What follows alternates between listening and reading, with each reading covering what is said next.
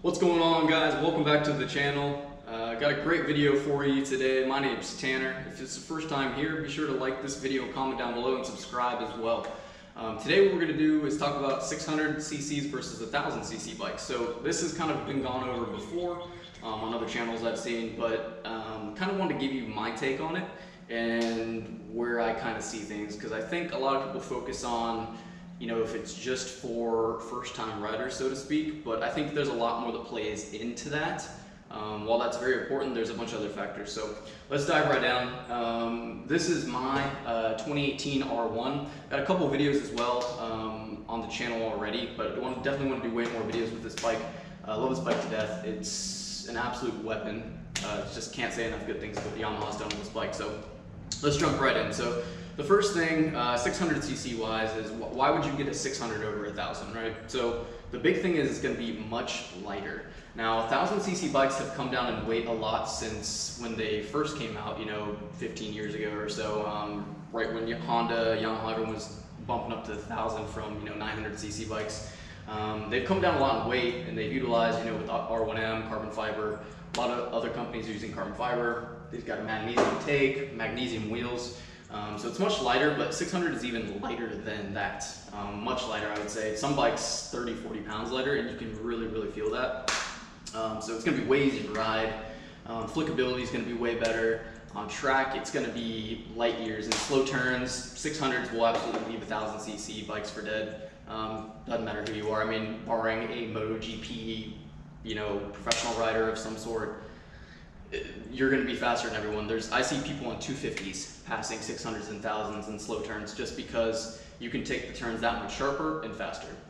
So that's a big plus for 600s over this guy. Another thing that is going to matter to some, but maybe not all, is going to be gas mileage. So I don't know about you guys, but the gas mileage isn't super important, but it does kind of play a factor, right? Like when I ride this to work some days, I work, you know, Monday through Friday, kind of like a 9-to-5 job, and I go when there's less traffic. But to sit in traffic on this puppy and drive it in, if it takes you 45 minutes or an hour to get to work, I struggle to get more than 25, 30 miles to the gallon just commuting. You know, every once in a while I'll romp on it a little bit, but occasionally I don't go above like 7,000, 8,000 RPM. Now granted, I have a tune on this bike, which I will go into on another video. I have a Super Bike Unlimited tune on this guy, which is a great tune, but I'll discuss that in another video.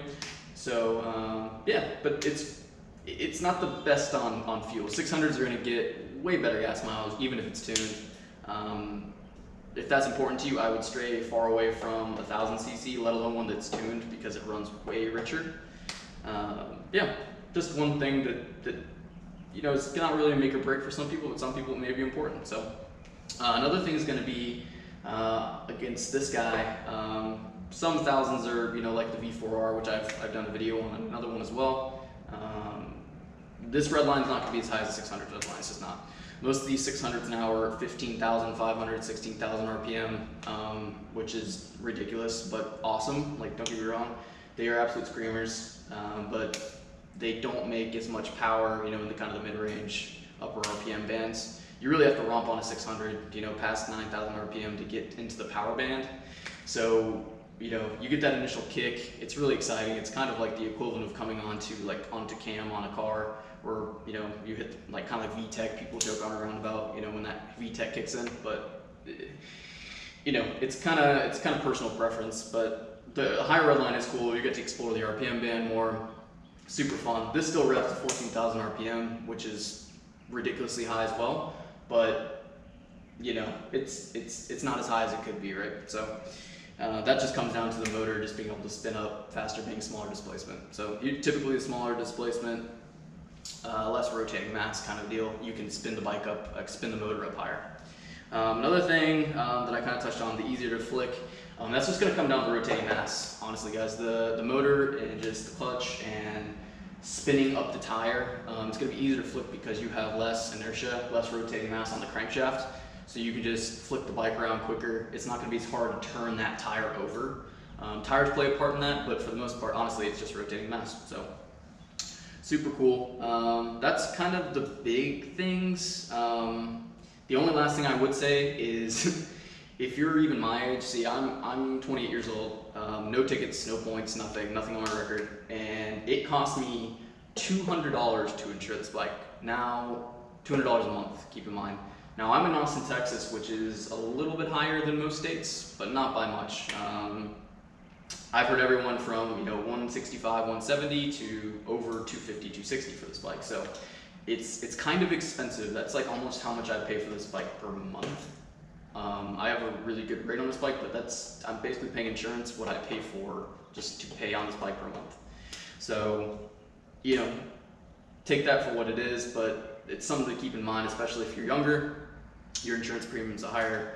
It's gonna run you quite a bit more money on this than a 600, where I think on a 600 I was paying like maybe $100 a year for full coverage, so double the price.